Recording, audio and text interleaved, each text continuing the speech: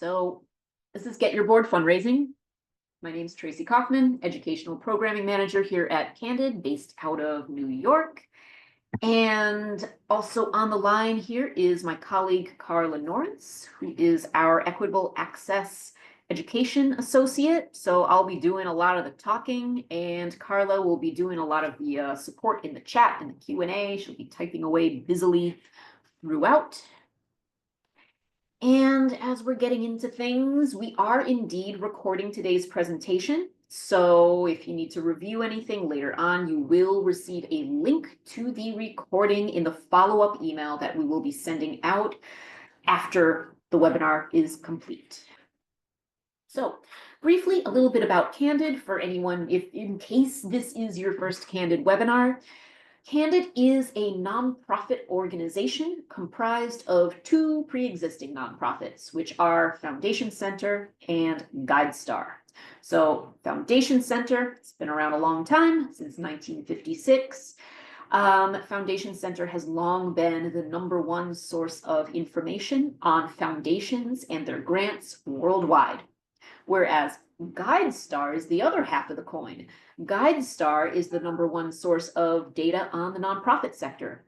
And roughly 6.5 years ago, Foundation Center and GuideStar joined together, became one organization. We changed our name, and now we are known as Candid. And now all of that data, that information, that research about foundations, grants, nonprofits, etc., it now all lives in the same place. Our mission is centered around the fact that every year, millions of nonprofits spend trillions of dollars around the world. And our job is to find out, where does that money come from? Where does that money go? Why does it matter? We get you the information that you need to do good.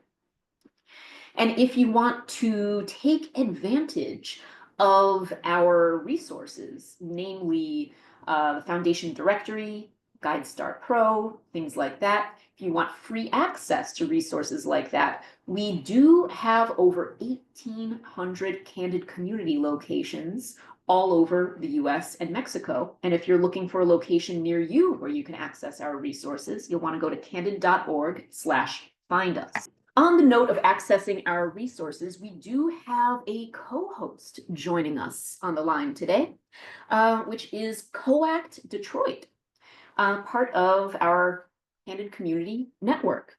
So on the line today, we have Asia Blaney and Asteria Rogan with Co.act Detroit. Asia and Asteria, do you want to share a little bit about how to access Candid resources at your location? I was having trouble with mute. Hello, everyone. My name is Asia. I'm one of the grants program managers for Co.act, and I'm joined by Asteria, our operations manager.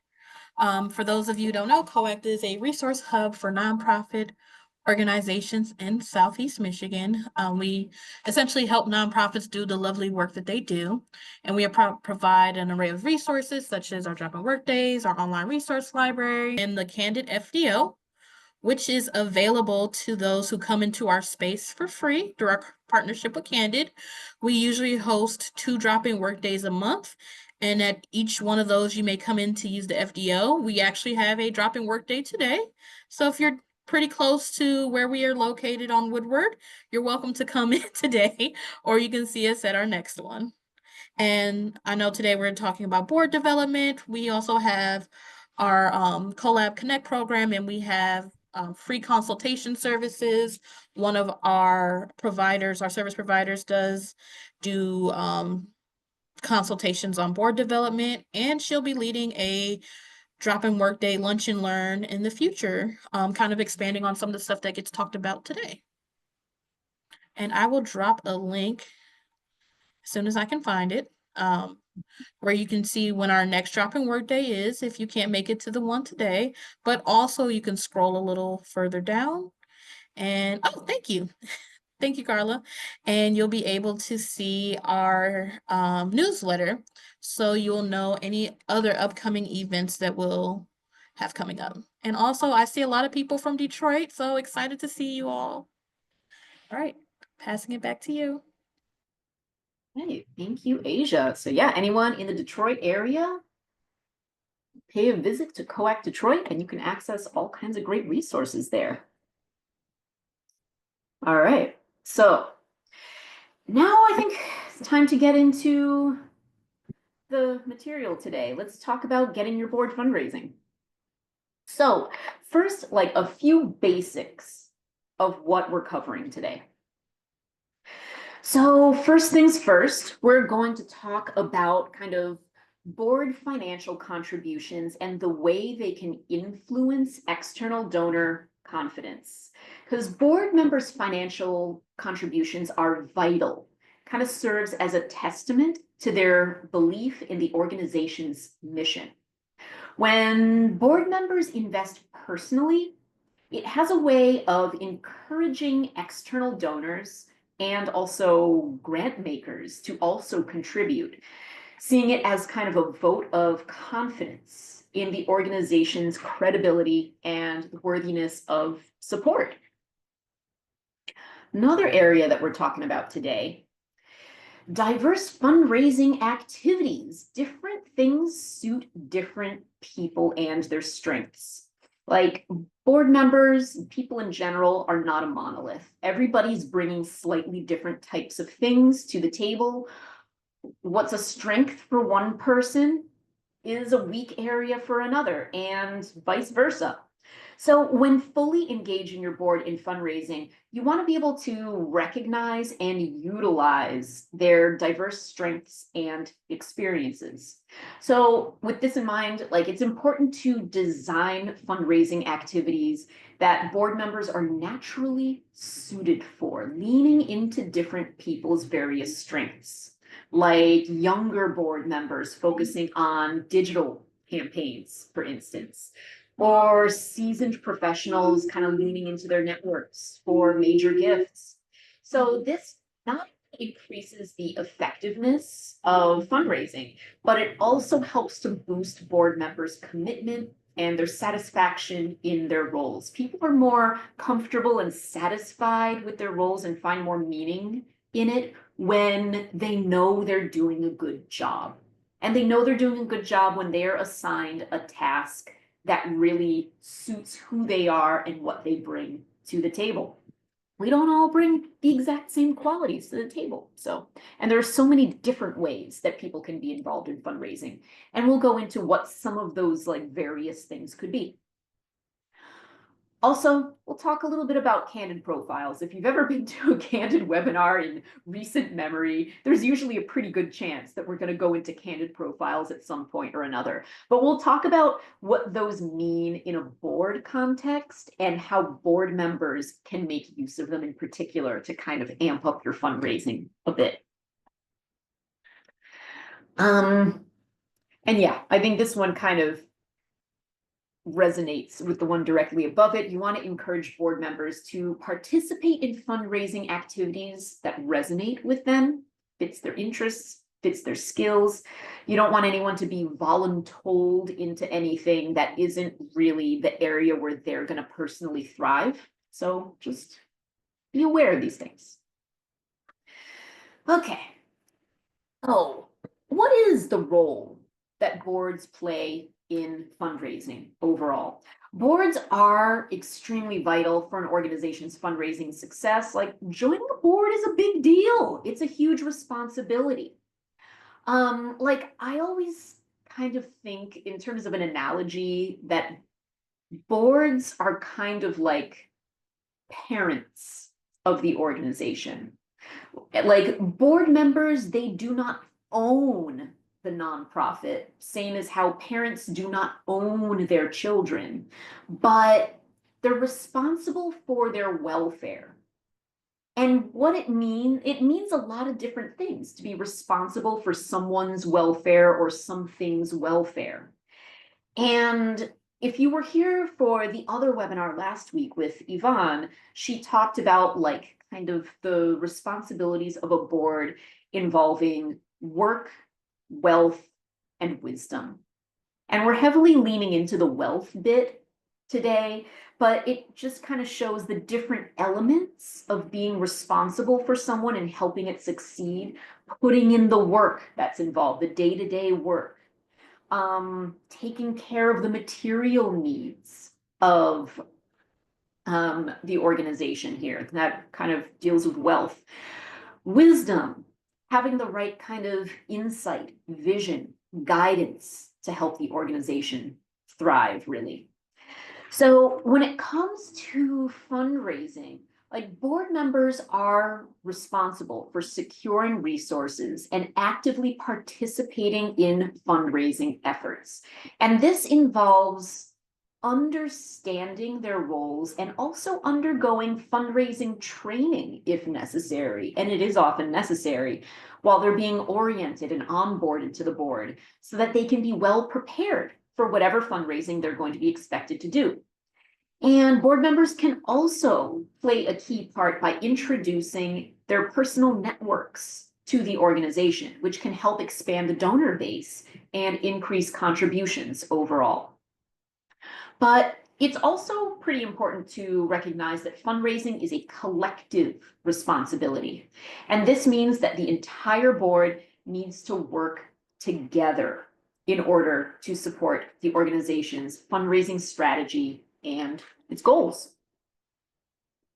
So those elements, work, wealth, wisdom. Today, it's heavily about the wealth. So let's look at how fundraising ties in with a board member's duties overall. We got personal donations and we've got the solicitation of donations. So first of all, a board member is generally expected to give a personal donation at least yearly. Or also sometimes organizations will offer a give or get option.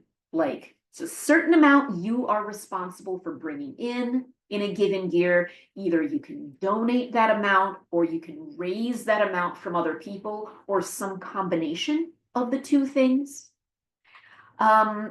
Also, a board member is expected to participate in the solicitation of donations and the identification of prospective donors and board members. Okay, so when it comes to participation in a webinar when we cannot see you or hear you, let's take advantage of what Zoom has to offer and find us an emoji that can kind of sum up how you personally feel about asking your board to fundraise. I feel like the reactions that we have like in the main toolbar are limited, that like if you feel anything less than positive, mostly they're giving you the wow face, which I consider the surprised Pikachu face personally. So if you feel like you're too limited by those, go into the chat. They got way more emojis for you there. You want to be extra expressive. What is your own situation in dealing with your board and fundraising? Is it okay? Is it like there are some problems, but you're more or less making it work? Or do you have a serious situation going on? All right, if these emojis have anything to say, people have serious situations going on. I see a lot of crying, a lot of peeking through hands. Big old thumbs down. Okay, we got a lot of problems here. Great. All right, so it is important to see these concerns coming through, and I guess you're all here for a reason. So let's make sure that we talk about the challenges and how we can kind of work through these together. All right. So is the board giving money? What overall is the importance behind board giving? So before we get into like the board going out there and fundraising on your behalf, let's maybe talk a little bit about personal contributions here from each and every board member. So the financial contributions of our board members, understanding the significance of board giving really kind of sets the stage for the discussion to come. It's an important first step. If board members themselves are willing to give personal contributions themselves, first of all, Like, it's an important part of your overall organizational budget. All good fundraising plans have one thing in common. They include diverse sources of support. And if you have, say, I don't know, 10 board members, and each of those 10 board members is giving a personally meaningful contribution, like it goes a decent way towards meeting your financial goals. So obviously it's helpful to just have the money, period. But also, in addition to that, like, how much should a board member be giving?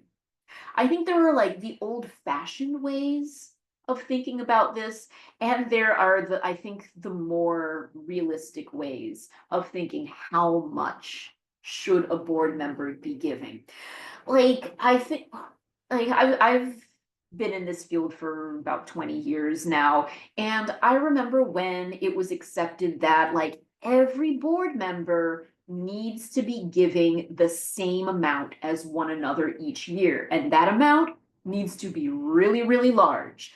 But when you have that mentality, this is how people end up with just like this array of stuffed suits from corporations sitting on their board. Who are nice to have sometimes. There's a purpose behind the corporate stuffed suits on the board. But if that's all your board is, that can be a problem. Because fundraising is not the only thing a board is for. They are responsible for governance and determining the direction that your organization goes in, and they're supposed to ideally represent the community that you serve. And if all you have is corporate people, like corporate big shots on your board, that's it, who are capable of donating massive amounts, it's nice to have those massive amounts, yes, but it can often lead into other bigger problems when it comes to just oversight of the organization.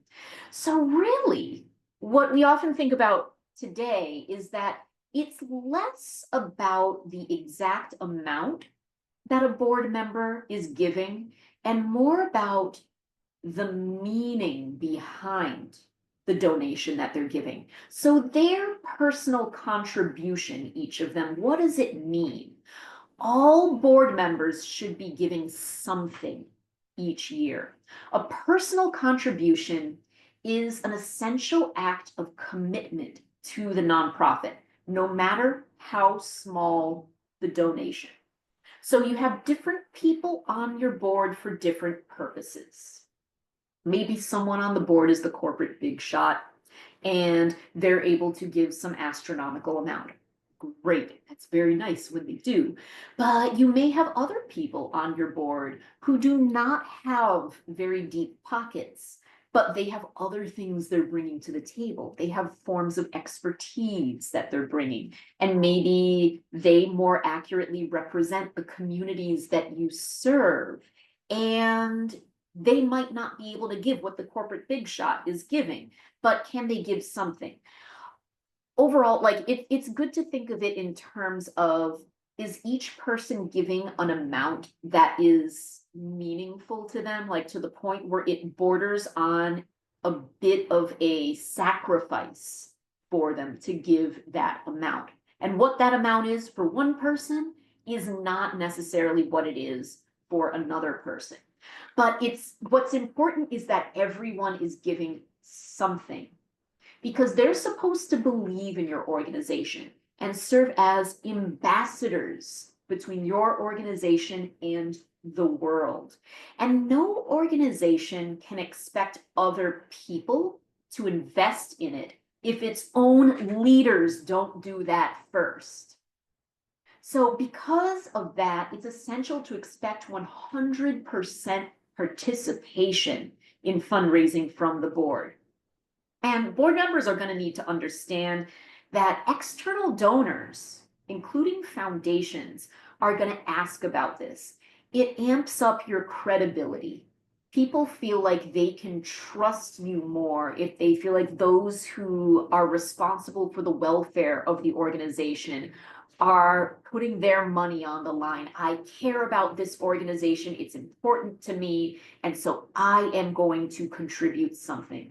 And like when you're going after grants, a lot of foundations actually require 100% board giving. If you have certain people on your board who are not donating, then that would make it a no-go for certain foundations.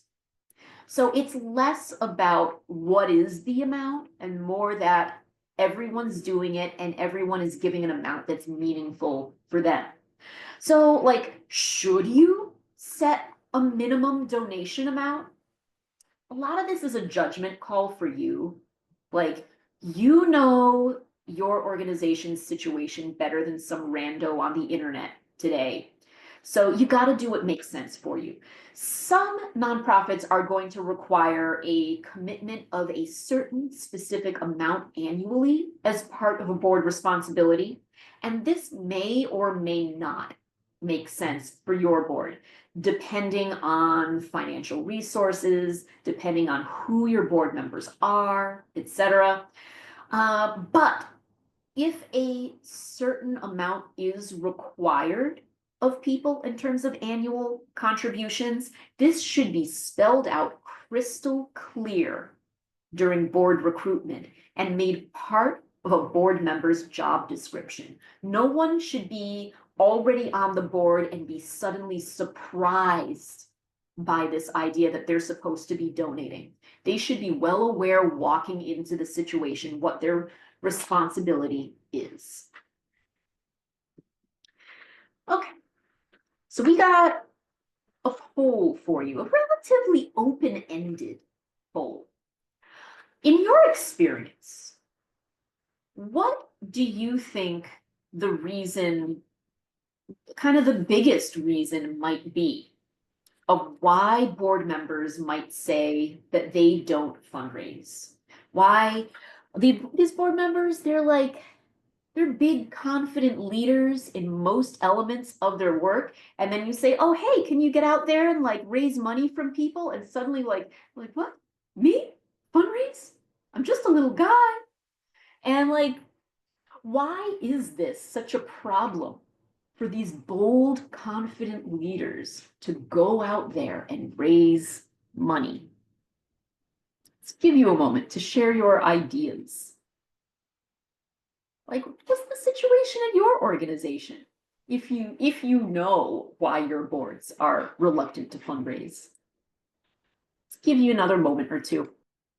So it looks like we have a wide variety here. So as we look at these results, there is no one right answer here. These are all factors to varying extents. It looks like they don't know how is showing up as number one, which is good. If something's going to be the issue, that is probably one of the most easily fixable bits here. But as we're looking at kind of your insights on how you feel about this, let's also kind of talk through some of the insights that were gleaned from board sources leading with intent report. If you were here last week, I imagine Yvonne probably talked about board source a bit. When you're looking for information on boards and you're looking for best practices on boards, board source is kind of like the number one place to go. They have a lot of resources you can look through. They have a lot of good reports that they put out, and it's helpful. But board source had a report recently called Leading with Intent. It kind of sheds light on the dynamics of nonprofit boards. So, first of all, boards who say, we were never asked to fundraise. For those who say that board members were never asked, this often reflects kind of a larger issue at play that was highlighted in Board Source's report, which notes a disconnect between boards and like executive teams at the nonprofits. Almost half of chief executives who were surveyed reported not having the right board members to build trust within the communities that they serve. And this suggests a need for better communication and clearer expectations from the outset of board service. A lot of the problems with boards come at the very beginning when someone first joins the board. When you're bringing someone on for the first time, this is when expectations need to be made crystal clear. And then there's what seems like the most popular response that came through here. They don't know how to fundraise. So board members who say they don't know how to fundraise, so that indicates a gap in training, a gap in knowledge sharing, which is critical for effective governance. And the board source report emphasizes that 32% of boards place a high priority on knowledge of community service, which can extend to fundraising skills. Boards need to invest time in equipping all of their members with the necessary fundraising skills. And this is an easy enough problem to solve. And then there's rejection. It doesn't look like that many of you find that the fear of rejection is an issue here, so that's nice at least. But fear of rejection is very much a natural human response to fundraising, but it can be mitigated by a supportive board culture. And the board chair's leadership is going to be crucial here. But also, like, clear expectations and strong leadership correlate with a more positive board culture overall and can kind of alleviate the fear of rejection. We'll talk about fear of rejection a little bit in like a few minutes, but like overall, like I remember when I was in college and there were all the on-campus jobs that you could have, and most of these jobs pay like $6 an hour, $7 an hour. This was back in the days when like a pound of potatoes was going for a nickel, and campus jobs pay $6 an hour. But there was one job that paid $9 an hour, more than all the others. And that was like the phonathon, like fundraising for like the annual fund, because that basically involved people calling up alumni and asking them for money and getting yelled at all day. And getting yelled at all day, it's a hard job. So people had to be paid a little extra for it because they had to face the fear of rejection over and over and over. So like, it's a natural thing. All right, finally, we have the other reason why people say they won't fundraise. They don't consider it part of their role. That's a problem. So for those who don't consider it part of their role, there is, in that case, a significant misalignment between board expectations and organizational needs.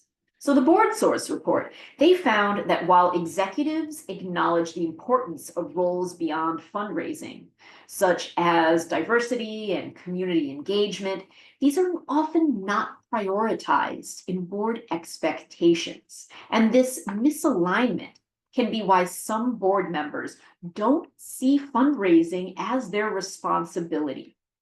So with this, maybe let's move into the next slide and delve a little bit deeper into some insights about board performances, board impact. All right, so we all saw those like discouraging emojis in the chat a little while ago when asking how you feel about asking your boards to fundraise. And so this signifies one thing above all else, and it's that you're not alone. So if creating a fundraising board is a challenge that you are facing, you're not alone at all. So Board Source has found overall that 76% of nonprofit chief executives who were surveyed say that their board does not spend enough time fundraising. So like 3 out of 4 nonprofit leaders say their board is falling short in terms of fundraising. Only 1% say that their board spends too much time fundraising. Must be nice. That being said, there are actually problems when a board prioritizes fundraising above all else, because sometimes it can lead to neglect of things involving the mission, strategy, impact, things like that, if everything's about the money. But that's not most organizations' problem. Most, they're like, they're not fundraising enough. Also, most board chairs and chief executives ranked fundraising as an important or very important aspect of board expectations. But when they ranked their board's performance when it comes to fundraising, half of nonprofit executives ranked the board's performance as below average or failing when it comes to fundraising. So that's pretty extreme. And also in this same board source report, in response to the question, do you feel that you have the right people on the board for the following tasks? Only 25% said that they had the right people for raising funding needed for the organization. And while fundraising is very much a critical aspect of a nonprofit board's responsibilities, it also shouldn't be overshadowing other board functions. Kind of like how I touched upon a moment ago, boards that prioritize fundraising above all else often do so at the expense of other things like strategy, organizational relevance, the impact of the organization's work, and that can lead to weaker performance in key areas like strategic direction or community trust, things like that. Anyway, if you want to dive deeper into kind of the board source stuff and how other nonprofits have been doing with their board performance, you can go to leadingwithintent.org, and they got a whole report there that you can check out. So what do we do about it? How do we fix this problem? So maybe let's talk about some strategies to boost board confidence in fundraising, including skill building, team collaboration, board member agreements, things like that. First of all, dispelling fears about money. So it is very common for board members to have a fear of rejection when it comes to fundraising.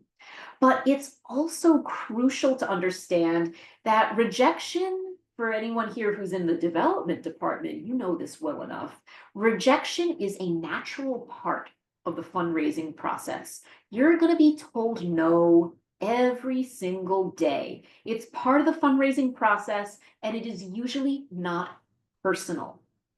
So to help board members overcome this fear, we kind of need to emphasize that rejection often occurs for reasons that have nothing to do with them and often nothing to do with the organization either, such as like poor timing of an ask or financial concerns. If someone's having a bad year financially, like maybe they're being more conservative with their giving. But by focusing on the positive impact of their fundraising efforts and ensuring that no one has to like feel embarrassed, we're all being told no a lot, and it's a universal experience. We can dispel fears, we can build a thicker skin, a little more confidence. Next, there's engaging board members more in the planning process, because engagement begins with inclusion. Board members should be very much actively involved in both the fiscal planning and the creation of a fundraising plan. And this involvement cultivates a sense of ownership and commitment to the organization's financial goals. They have buy-in, they have skin in the game, they have a stake in the outcome of the fundraising. So regular, timely updates and a clear understanding of the organization's like current financial situation, these are vital things. By having a say in the fundraising plan, because like everyone really needs to be involved in the fundraising plan, board, staff, everybody. and understanding their role in the fundraising plan, board members are more likely to engage actively in the fundraising process. Then there's skill building. Building fundraising skills through training. Fundraising is a skill that can be learned by anyone. And so because of this, we often encourage the board to invest in training and resources to build these skills. And so sometimes this can involve sending board members to workshops, like workshops here. We have tons of workshops that you can send board members to where they can learn the skill of fundraising. Have them go to like AFP workshops, Association of Fundraising Professionals. They have tons of stuff. Every geographic region has different nonprofit resource centers, community foundations, and other capacity building groups that offer lots of like low cost or free trainings that can help build this fundraising muscle a little bit. Or you can bring in a consultant to help people fundraise. Like, if anyone here is thinking, all this stuff you're saying so far, this is all very nice. This is all perfectly good for you all. But what about my board? My board is like a pack of wild dogs. They answer to no God. If that's the situation you're dealing with, if your board is like a pack of wild dogs who answers to no God, that's when bringing in a consultant is good. So, like, I don't know.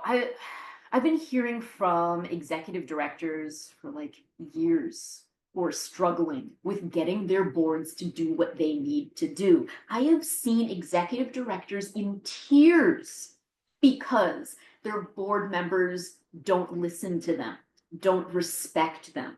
I find this happens most often when like the executive director is someone who was not hired like externally as like a shiny new object into the organization, but there's someone who rose through the ranks of the organization, eventually becoming the leader.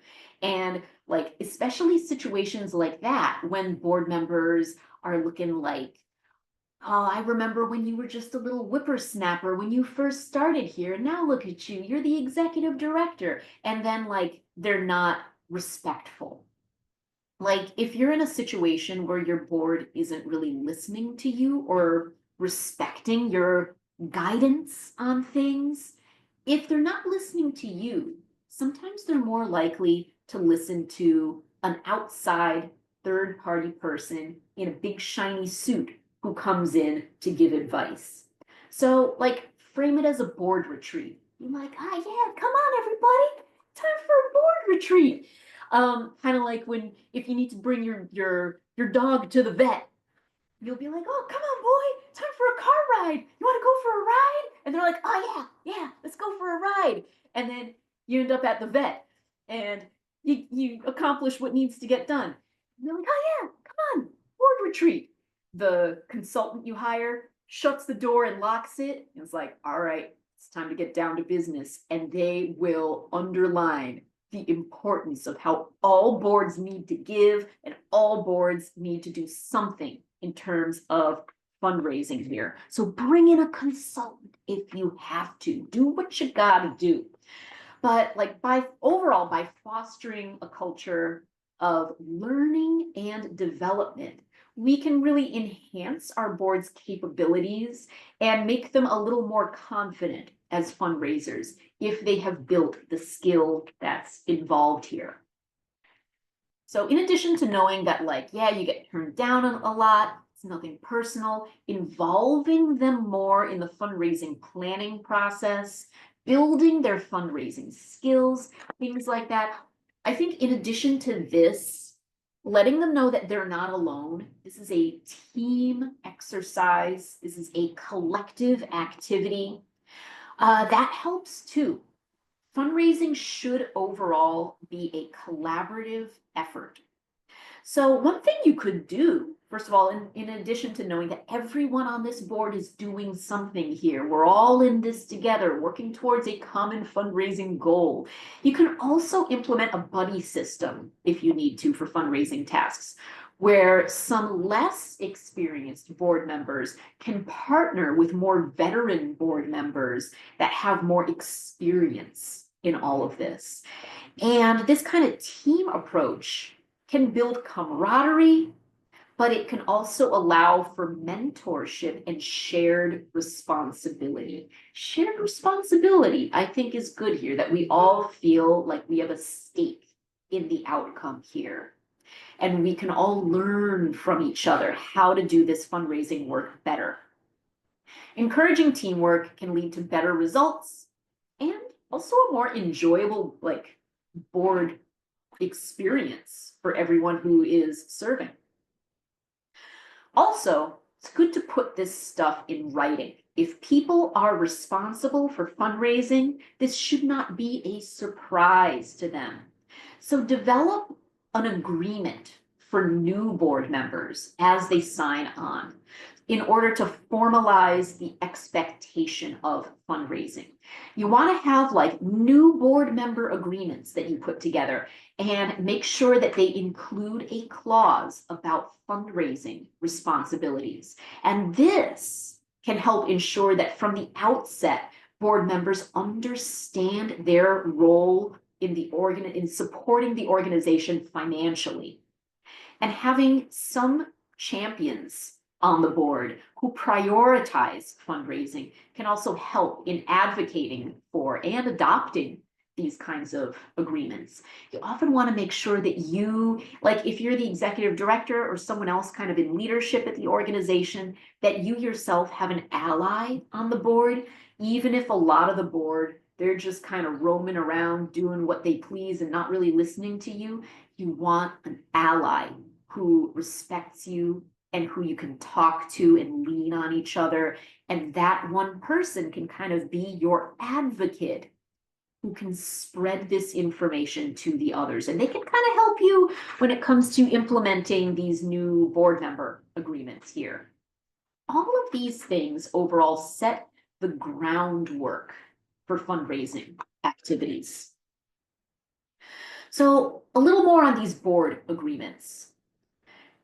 It's a really helpful thing to have here.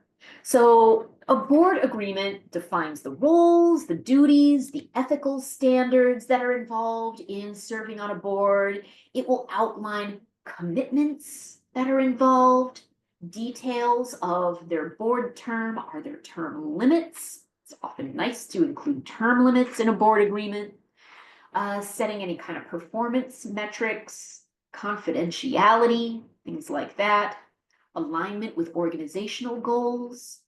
A board agreement, it's a good accountability guide overall. So when it comes to roles, duties, ethics, this kind of clarifies what is expected from each board member, including the ethical framework that guides their decisions and their actions. And also, any outline of people's commitments and their terms. This is basically about detailing the time and the financial contributions that are required here, along with the duration of service terms for board members. Do we have like 2-year terms here? 3-year terms? Are there periodic board assessments here? Can you serve multiple terms in a row, etc.? Performance and confidentiality. So this is about establishing the criteria for assessing a board member's performance. How are they doing? And the rules for maintaining sensitive information's secrecy. We got organizational goals here. So aligning board member activities with the broader objectives and mission of the organization so that board members understand where do they fit in getting the organization closer to their goals. And then finally, we got accountability here. So this serves as a reference point to ensure that all board members are accountable for their roles and responsibilities. If you need to get deeper into these kind of board agreements or see examples of them, we have a lot of materials out there on the internet for you. Blue Avocado is great. if anyone has ever checked them out.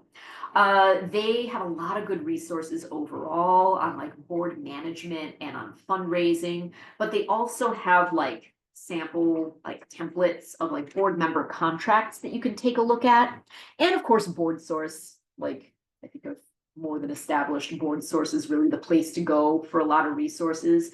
They have a sample board member agreement that you can check out. These things can take you a long way.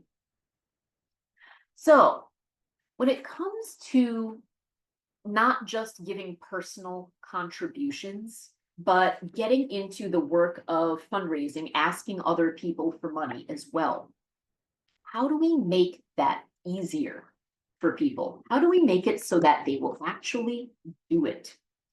So it means a lot of different things. Like, there are a lot of different elements that someone can partake in as part of their fundraising. And I think I talked about at the top of the hour, you want to make sure you're giving people duties that align with their interests and their skill sets. Don't set people up for failure by kind of volunteering them for things that are not a good fit for them. Like, I don't know. Like, if I were a board member and you put me on making phone calls to donors, we're all doomed. Like, you want to put your chattiest person on making phone calls to donors, but give people options that they can work with that lean into their strengths. Are they comfortable hosting events? Like not everything has to involve literally being the person who asks for money, for instance, like hosting events here.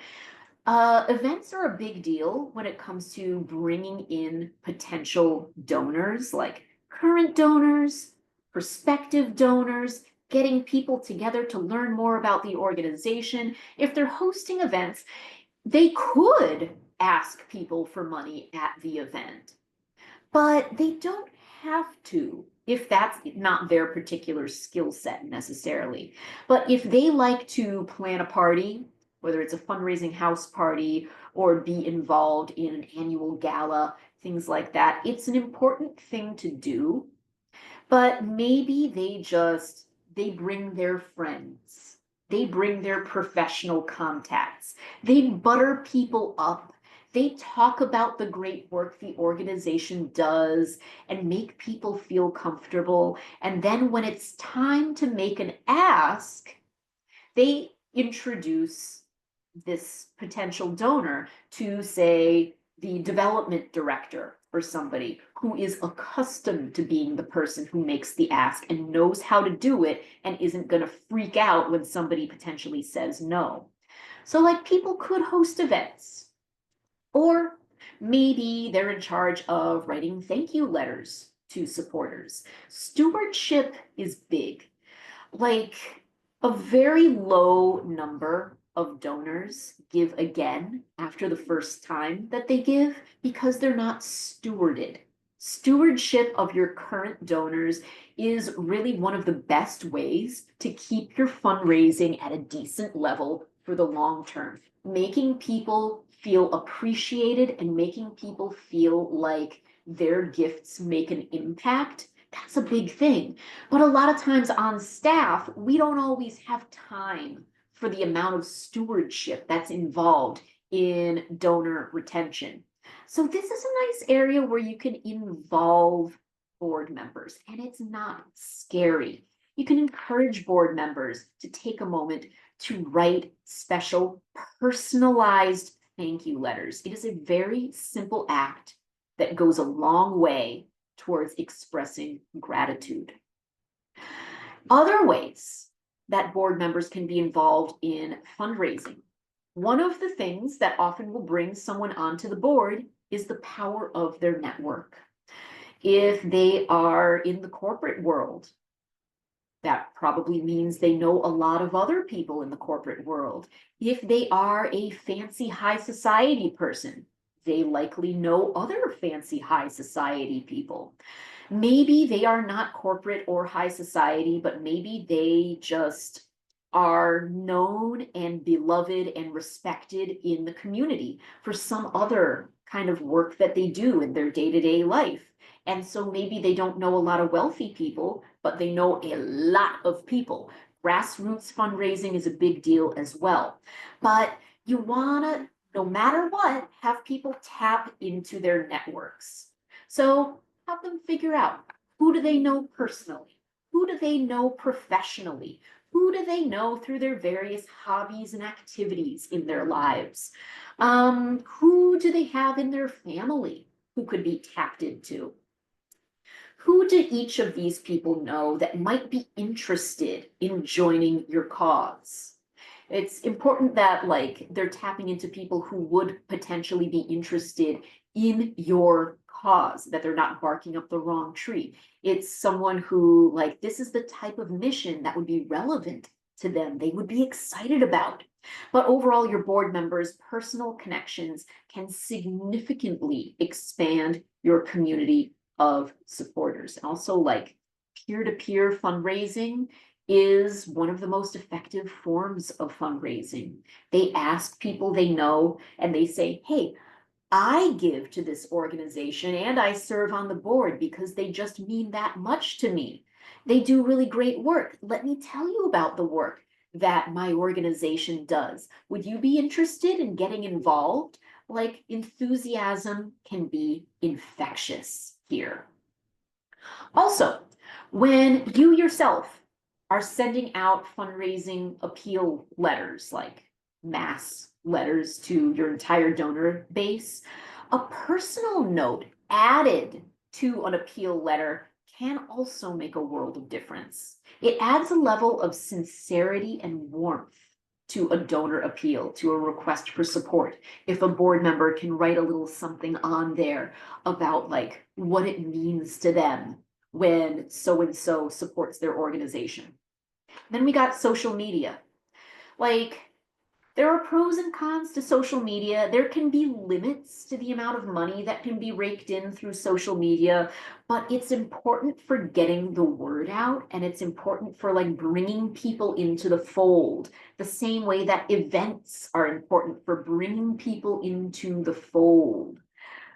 Social media is a good opportunity for board members to talk up your organization to their personal networks that way, to talk about your mission, to talk about events that you have coming up, and to tell people, hey, we have this event coming up on the 30th, you should come, and to tell stories of impact to their networks that way. Anything that can kind of raise the visibility, raise the profile of the organization.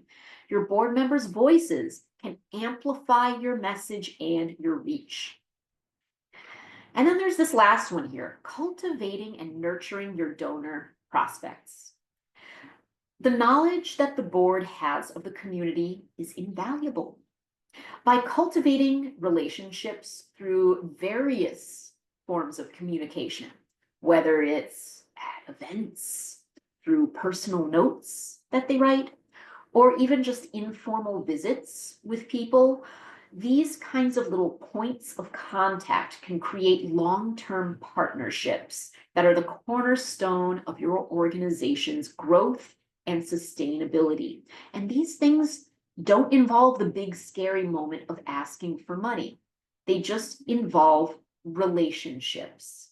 Building relationships with other people, that is not nearly as scary. If you have a prospect, it can often take time before a prospect is ready to give.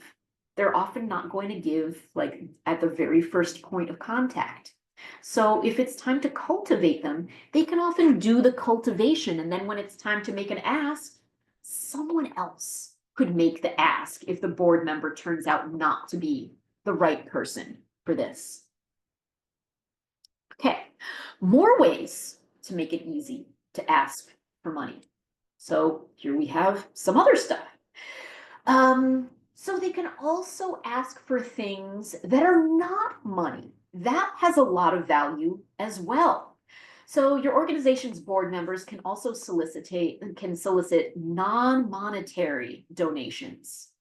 So this could mean like talking to local businesses and asking them for in-kind contributions of goods or services. And this can be a little bit more approachable for some people, but it still has value because any in-kind contributions that they're asking for are generally going to be things that you would need nonetheless.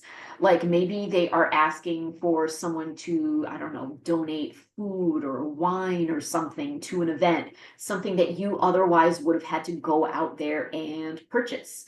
Maybe you're asking for a place to donate some kind of like supplies for an after school program, things that are really part of the budget, but instead of raising the money to go out and buy those things, just kind of cutting out the middleman and getting the things themselves. And it's a little less intimidating here.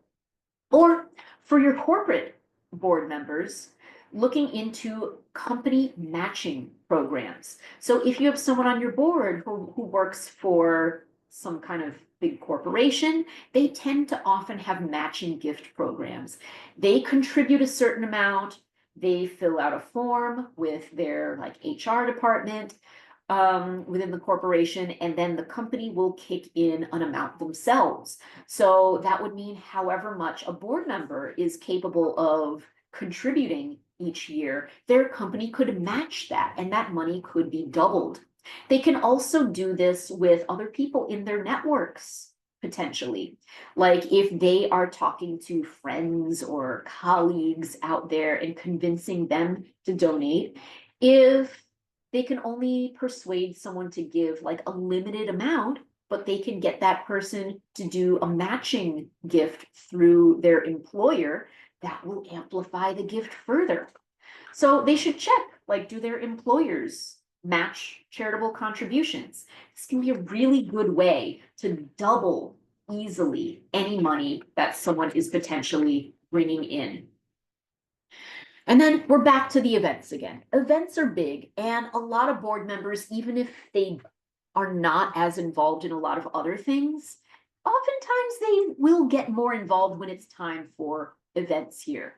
But special events are not just about raising money, they're also a platform for donor engagement and retention.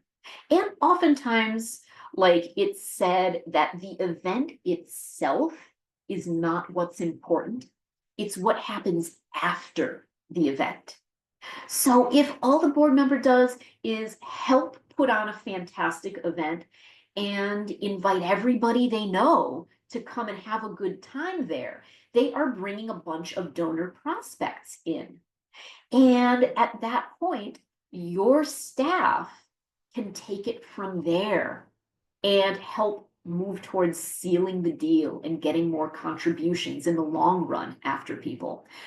So like, are people stewarded after an event is over? That goes a long way towards fundraising. But these events will allow a lot of board members to contribute without necessarily having to make direct financial asks themselves, but instead leading into relationship building, which a lot of them are probably a lot better at, and introducing new potential donors to your cause. And of course, there's advocacy. Your board members are supposed to be ambassadors for your organization. Board members' conversations throughout the community when they are moving through the world can open doors that you never thought possible, as long as they're reminded that, like, yeah, when you're moving through the world, living your life, talk about the organization that you sit on the board for. When you're with your friends, talk about the organization. When you're at work, talk about the organization. If it's your birthday and you're deciding you're going to do one of those Facebook fundraisers on your birthday, like, raise money for the organization that way. The goal here is to make use of each board member's unique strengths and networks to help further the cause. Blanket appeals for help are less effective. What is effective is going to be targeted strategic actions like these. So with this in mind, other things that you can leverage when it comes to boards and fundraising. Now we get back to the candid profiles. So we got a poll here. Kind of want to know from people, have you yourself claimed your nonprofit's profile on Candid? You can also call this Guide Star. Have you claimed your Guide Star profile? Out of curiosity here.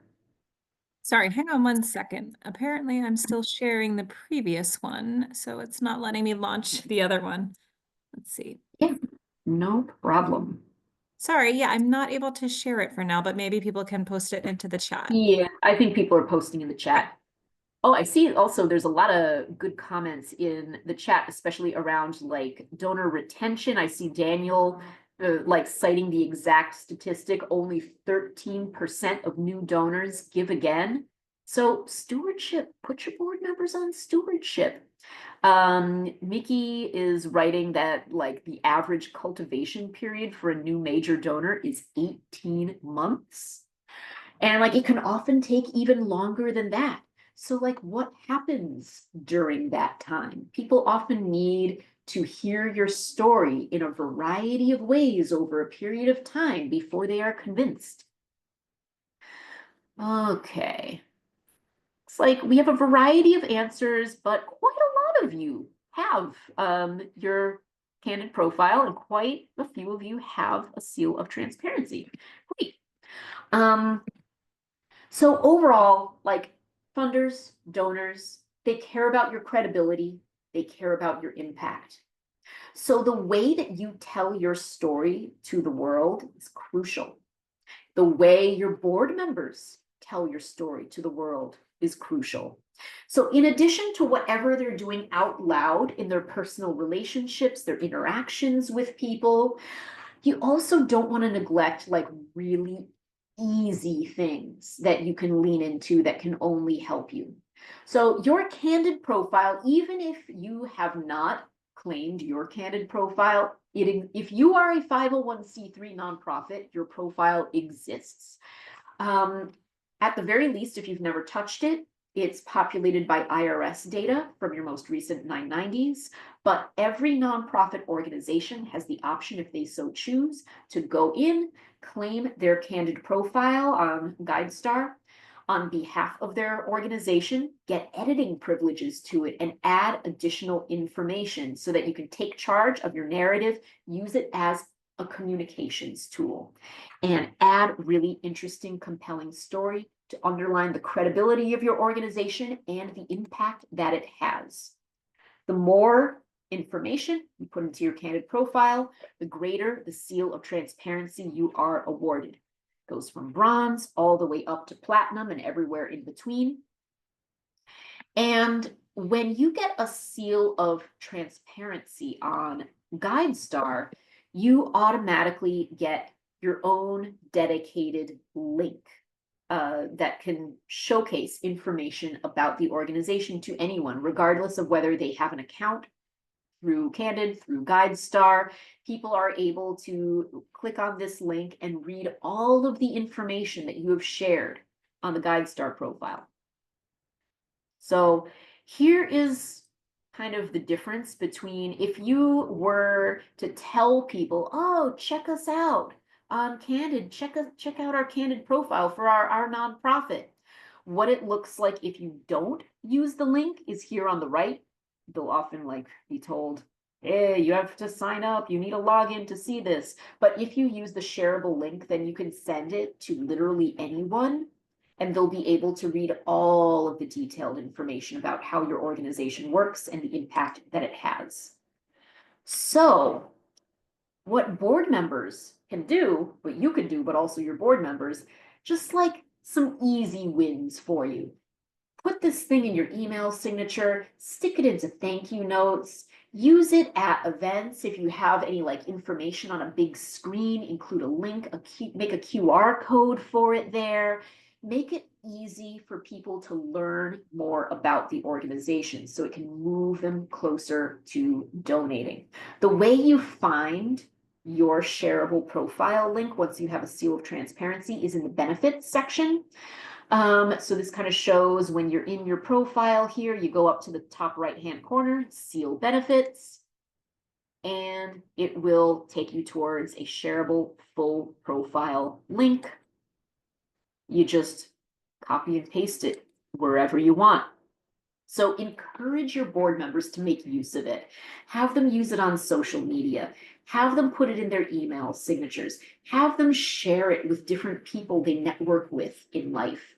And it can really make a difference, because donors use this information to make educated giving decisions. Foundations use this information. It's often tied in with their grants management software, so that when they're reviewing grant applications, they look at your Candid profile along with it, and they try to figure out, is this profile telling the same story as the grant proposal, etc. This is just a small thing that you can do that can only help. So, some basic key takeaways, and then I am here for any questions that people have on anything. So if you remember nothing else here, you want to make sure that no one is surprised when they're told that fundraising is part of being a board member. When someone joins the board, before they agree to join the board, it needs to be made clear to them, fundraising is part of this. And as they're joining and they're being onboarded, because they should be onboarded properly, they need to hear it out loud and see it in writing. Fundraising is part of this. We expect you to give a certain amount. We expect you to raise a certain amount, and that can mean different things for different people, but it's part of your role. And make sure to try to use a range of different fundraising activities to suit different people and their strengths, and help them be more excited about fundraising as part of their role, that like they're not being forced to do something that is not a good fit for them. And finally, claim your profile on Candid if you haven't already. It's a small thing you can do. It doesn't cost you a dime, and it can only help you in fundraising. And have your board members take that shareable profile link and go out into the world with it, use it everywhere in all of their communications. So with that, if you want to learn more about Candid profiles, we have classes on this. We actually have been doing free webinars every other Wednesday, all about any like new changes to our profile editor. And we also have a good video on transforming your board's fundraising in 90 days. You can check that out if you want to dive deeper into board fundraising. And finally, we also have a feedback survey, so you can let us know how we did today. But I also just want to know, do we have questions that we can take care of here? Yes, we do have some questions. One quick one was, where can you find good consultants? So we do have a few Candid resources, which I'll drop into the chat. Just wondering if you had anything else to add on that. Let's see here. When it comes to consultants, like sometimes you'll want to go through different nonprofit resource centers and they will have recommendations for you. Also, I think like I'm in the New York area, and I know over here, like one of the good places to look is the Association of Nonprofit Specialists. They used to be more locally based, but I think like ever since pandemic times, they've been increasingly like national in their reach, and they have like a directory of nonprofit consultants. You can look through AFP, the Association of Fundraising Professionals, talk to community foundations about this kind of stuff. I think the Chronicle of Philanthropy, I'm pretty sure they have like a classified area where you can dig up information that way. Consultants grow on trees though, and oftentimes you'll meet a lot of them just out in the world. You go to a conference you will absolutely meet consultants. You go to networking events, you will meet consultants. You check out LinkedIn. You can often find a lot of consultants through LinkedIn, and you can suss out whether they're a good fit for you or not based on the kinds of material that they post about. If you find someone who's out there posting a lot of really interesting, insightful like articles and posts and things like that, you might want to have a conversation with them about whether they're the right consultant for you. But like oh my God, there's such an ample supply of nonprofit consultants in this world. Okay, thank you very much. Yeah, and we have a few other blog or knowledge articles that I posted as well. Some Great. people were asking about those 2 courses that you mentioned at the end of the slides. So I did put those links into the chat so people can follow along with those if they want to. Going Great. up to one of our questions that had the most upvotes. Let me scroll back up. If your board is already existing, however, does not contribute to the organization with a certain amount or is not required to, how do you begin the process to do so? So adding this in, this question came in well before you got to the heart of the presentation with the board agreement and other ways to motivate your board members to act on this. But yeah, I don't know if there's anything else to add, but I think a lot of people upvoted this, so I wanted to pose it, but I think we covered a lot of this later on in the presentation. Yeah, and like I think in some ways the best situation is people who are starting fresh, where they're trying to get new board members. And I know a lot of times when people are trying to recruit new board members, like they can get really desperate to just find anyone to come serve on our board. And that's kind of a dangerous thing to kind of a dangerous situation to be in, because when you're too desperate, you feel like you'll almost take anyone. You can accidentally get the wrong people on your board, but you want to get people who are joining for the right reasons. Like it's better to have a really small board that's very good and involved and passionate and does what they're doing, rather than to have like 15 people on your board who are all dead weight. But usually you want to have good, honest conversations with people before they're on the board of what's involved. Like it's a big deal. You don't want someone joining the board for the wrong reasons, just because they want to be able to say, oh, I serve on a board. I don't do anything on the board, but I'm there. People need to be oriented. People need to be onboarded. People need to hear out loud before joining the board what the responsibilities are. They need to have an agreement in writing that they're signing off on as they're joining, saying, I am committed to this, that, and the other thing. And it's really good to have things built into your bylaws about like term limits in case you have anyone who's staying on the board way too long who is really not productive. Periodic board assessments, board evaluations to make sure people are doing okay. And figuring out like, how do we get people off our board if they're not really doing what's necessary of them?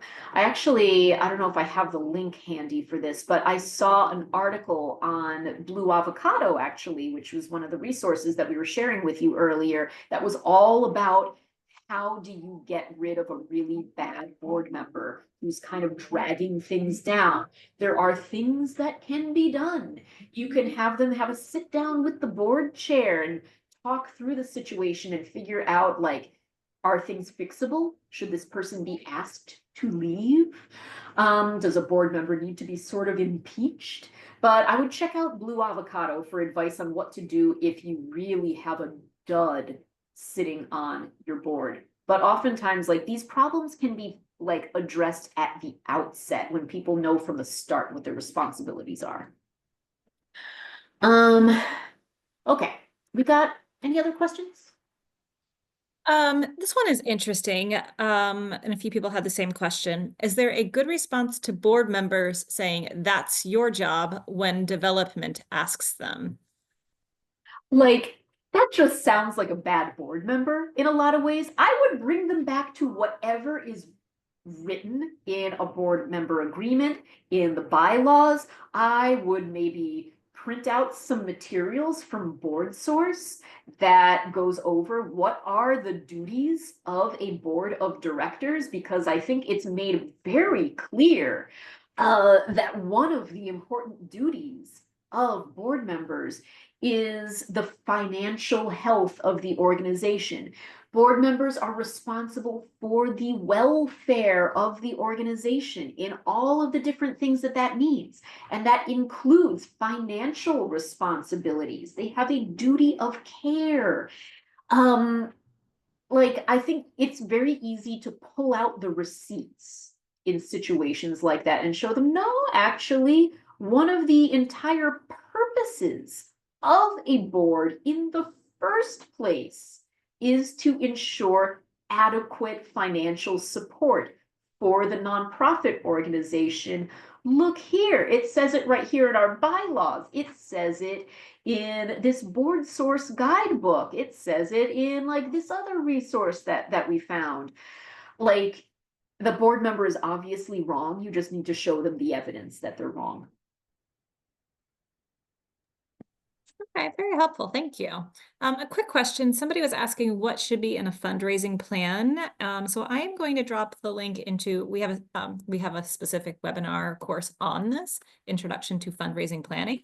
And the next one is going to be on July 10th, but we also have a pre-recorded video, which you can already review if you are really curious and eager to get started. So hopefully that answers that question.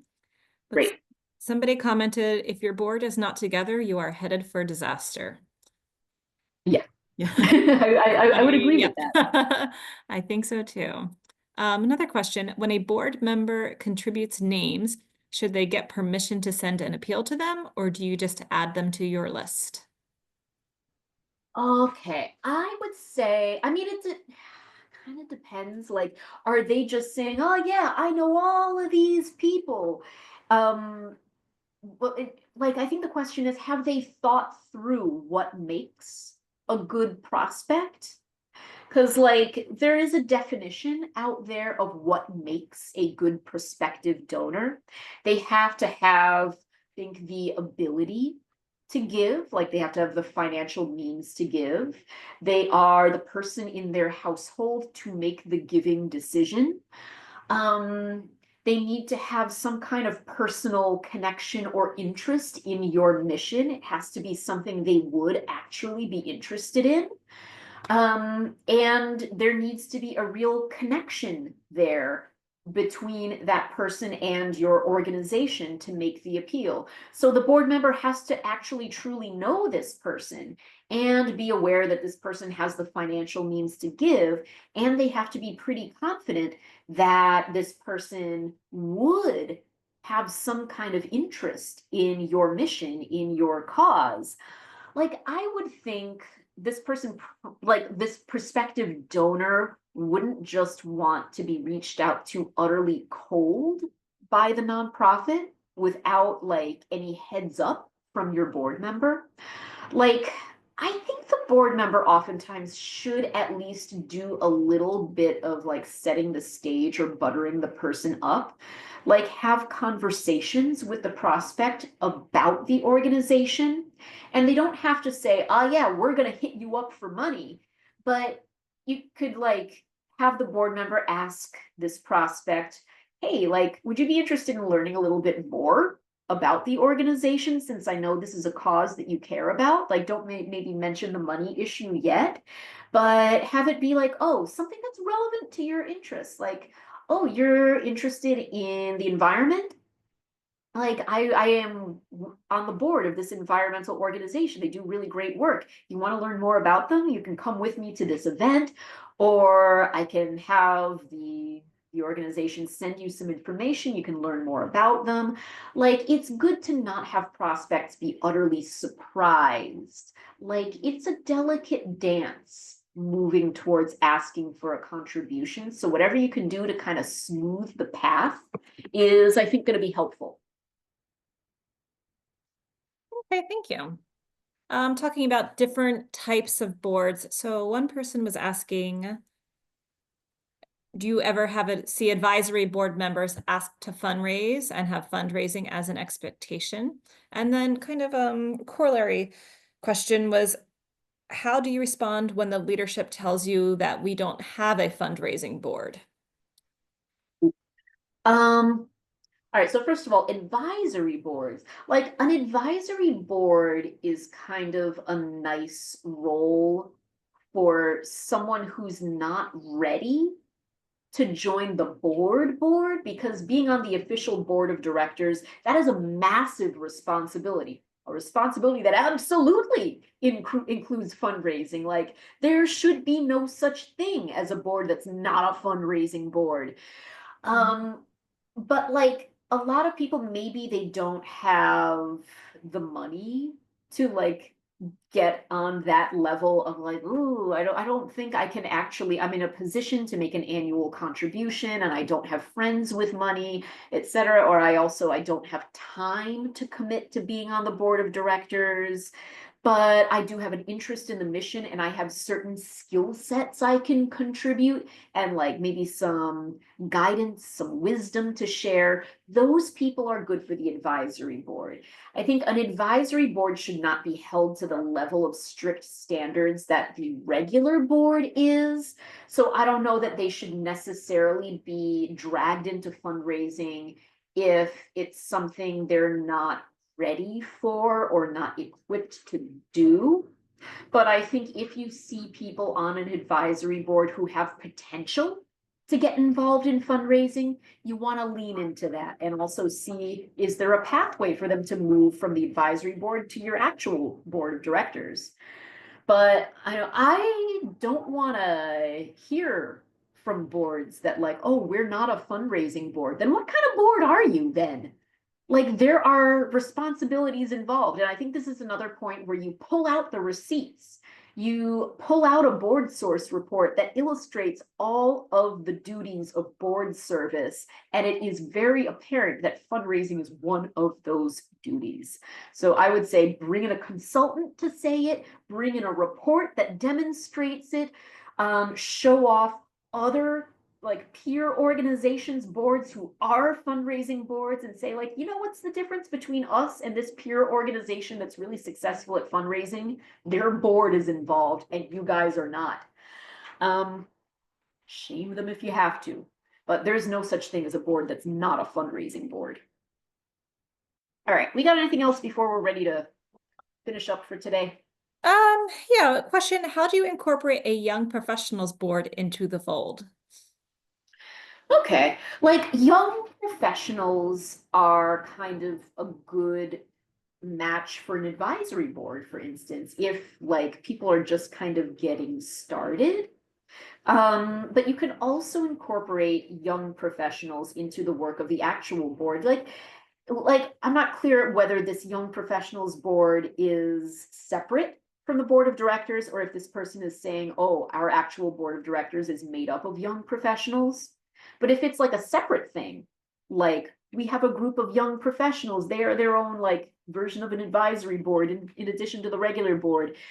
It like employs some mentorship, have them learn from the regular board members or veteran board members some of the duties of board service so that maybe at some point a little further down the line they are ready to join the regular board, and get them involved in some like low pressure aspects of fundraising, like see if they'll get involved, like if they are professionals, in their corporate matching program or talking up the organization to their colleagues, inviting colleagues to events, things like that, doing a bit of networking, talking up the organization wherever they go in their life and in their work.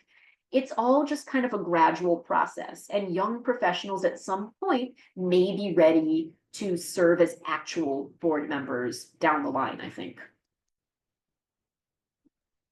All right, thank you. And apologies, we had a few other questions, but we are out of time. But I think we covered a great deal of information today, so hopefully that helps for everyone.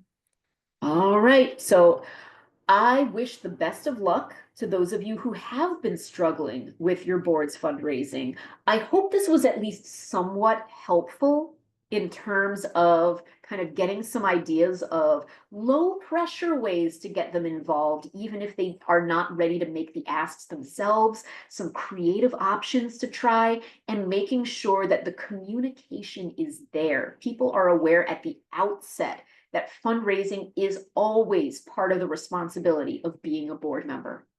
So good luck out there. I feel for you. Like, it's a tale as old as time, really, board members like being a struggle in the fundraising world. But we can get through this together. But anyway, send your board members to more of our webinars going forward. We have free webinars that teach fundraising all the time. Maybe you can help your board. Anyway, have a wonderful day, everyone. Good luck in your fundraising. Hope to see you next time. Thanks, everybody.